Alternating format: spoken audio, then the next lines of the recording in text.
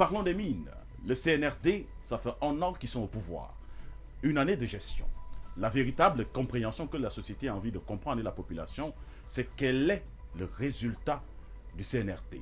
Mais pour répondre à cette question, je veux d'abord vous poser sur la question de savoir pourquoi dans toutes nos sociétés aujourd'hui, il y a les grincements de dents.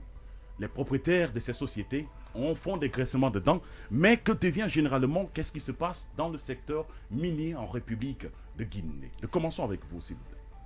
Merci, monsieur Christian.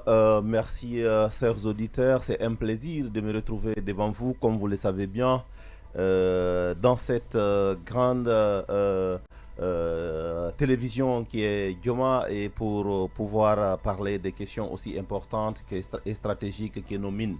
Vous savez, comme vous venez de le dire, ça fait 1 an que le CNRD est au pouvoir, et aujourd'hui, on se retrouve dans une situation, comme vous le dites, où il y a une méfiance et il y a une sorte de frustration dans les sociétés minières, autour des sociétés minières. Comment il y a une méfiance? Au fait, dans les sociétés minières et autour des sociétés minières, je vais le dire. Mais comment il y a une méfiance? Expliquez-nous ça, monsieur Gallo. Vous retrouvez que vous avez suivi dernièrement la rencontre entre le Premier ministre et les sociétés minières. Si vous avez suivi les discours du président de la Chambre des mines, vous retrouvez bien que lorsque les entreprises minières commencent à sortir du langage diplomatique, ça veut dire qu'il y a quelque chose qui ne va pas. Donc il faut pouvoir avoir cette lecture et comprendre aujourd'hui que lorsque vous regardez autour de nos sociétés minières, rien que cette semaine-là, nous avons eu 4 morts à Mandiana, nous avons eu 2 morts à Lero, nous avons eu 1 mort à Télémélé à travers la société, et des grèves qui se répètent un peu partout. C'est de comprendre qu'il y a des grincements. C'est pourquoi je vous dis qu'il y a des grincements dedans,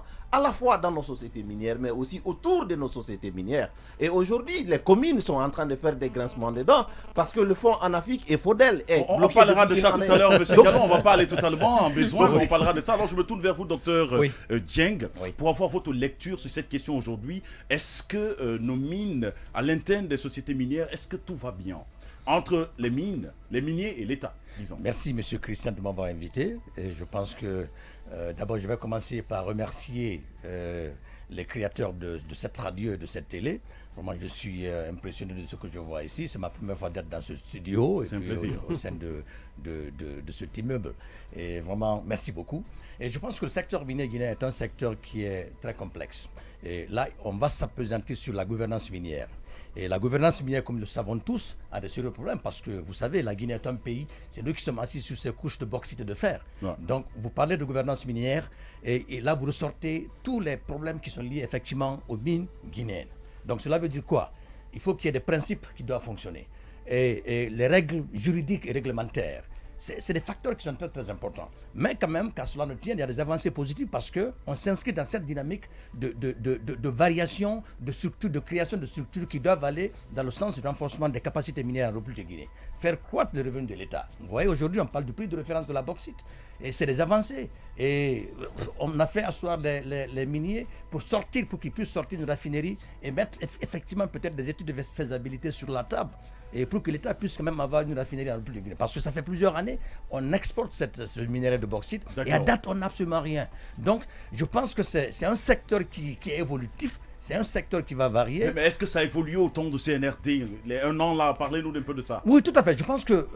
Vous êtes d'accord que ça évolue? Non, ça évolue. Mais ça évolue sur quel angle? On veut le comprendre quand même. Oui, écoutez, l'État, c'est une continuité. Le CNRD est venu trouver effectivement des actions qui étaient mises en place. Et ces mêmes actions continuent. Aujourd'hui, à date, je pense qu'il y a une évolution parce que vous n'êtes pas sans savoir qu'il y a eu ce Vous pensez ou vous avez la certitude? Non, j'ai la certitude, ça évolue. Et comment vous avez la certitude? À partir de quoi? À partir de quoi? D'abord, les premières rencontres qui avaient eu lieu entre les miniers et le CNRD a eu l'amabilité de convoquer les miniers pour discuter effectivement des mines. Et cela veut dire quoi? Ça veut dire que les nouvelles autorités accordent une importance particulière au secteur minier. Parce que c'est le secteur qui apporte beaucoup les accords signés entre la Guinée et ces sociétés n'ont pas été respectés par ces miniers, mais malheureusement, on n'a pas reçu ce process. Emmanuel, on va poursuivre. Alors, on vous revient, monsieur. Très rapidement avec monsieur Barry. Ouais. Monsieur Barry, selon vous, quels sont les points d'avancée majeurs dans le secteur minier aujourd'hui en République de Guinée après 1 an d'exercice du CNRD? Ou les points de régression?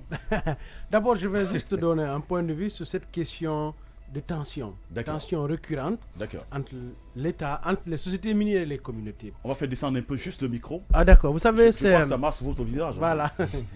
Cette tension, c'est la conjugaison de 3 facteurs. Premièrement, il y a un facteur politique, il y a un facteur économique et un facteur psychologique. Le facteur psychologique, c'est quoi? On a fait croire, à travers le discours politique, on a fait croire aux Guinéens, et notamment aux communautés, que l'arrivée d'une entreprise minière dans leur zone signifie la fin de la pauvreté. Et donc, les gens ont intériorisé cette situation et ont démultiplié les attentes au-delà des exigences contractuelles des entreprises minières. Ouais. Et ces attentes démesurées se transforment au bout de quelques années, 2 ans, 3 ans, en désespoir. Ouais. Et c'est ce qui entraîne souvent ces révoltes. Et donc le CNRD a coïncidé à ce laps de désespoir. C'est un phénomène qui a été construit depuis des années. Depuis l'indépendance pratiquement, le discours politique a réussi à construire ces attentes dans l'esprit de nos communautés. Le deuxième élément, il est politique, c'est la désétatisation. Vous savez, c'est un concept nouveau qu'on essaie de forger. Ouais. L'État est absent dans les zones minières. Une fois qu'une entreprise s'implante dans une localité, l'État se désengage. Laisse ses responsabilités régaliennes, notamment la prestation de services, dans les mains de cette entreprise qui, normalement, de façon contractuelle, n'est pas obligée d'assurer la fourniture d'eau et d'électricité. Le troisième élément, il est économique, c'est que l'activité minière provoque ce qu'on appelle la perte des moyens de subsistance des communautés.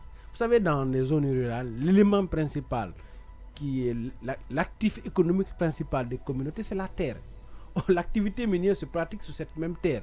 Et donc, les communautés perdent l'essentiel des moyens de subsistance et ils se révoltent au bout de quelques années. D'accord. Donc, voilà 3 éléments qui expliquent cette récurrence des tensions dans les zones minières. Maintenant, pour revenir rapidement au CNRD, depuis une année, on a assisté à des grandes décisions, mais pas à de résultats concrets.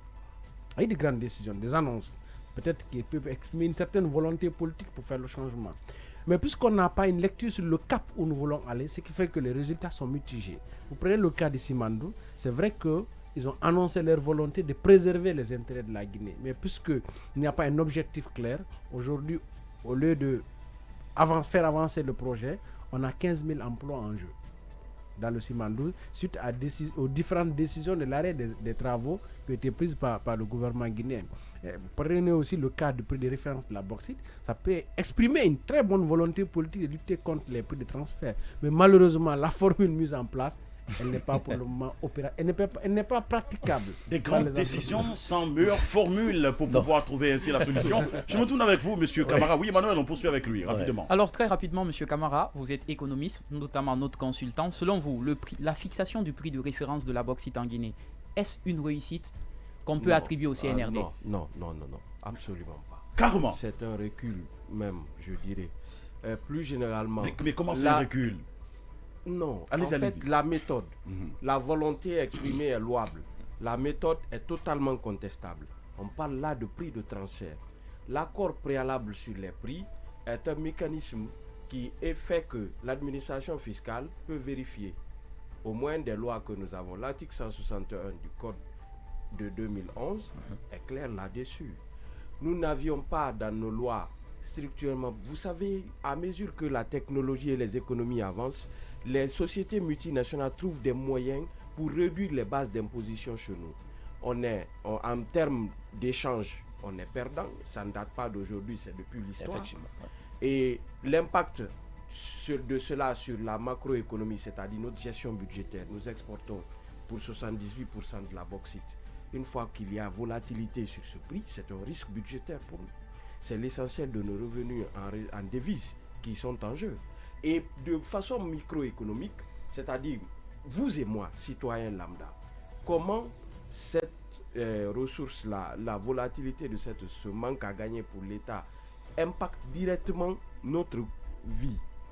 Mais alors, la méthode CNRD, c'est ce qui est à questionner.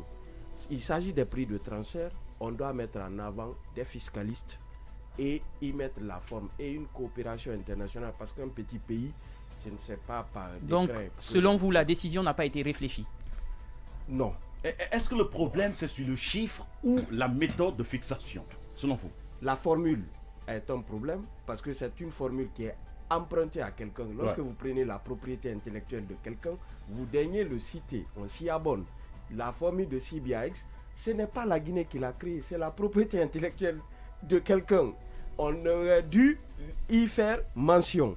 1. Juste à cause de ça. Deuxièmement, non, la formule est problématique elle-même. Parce qu'on a fait des modifications dedans pour en faire, pour guinéiser, si vous me donnez l'expression.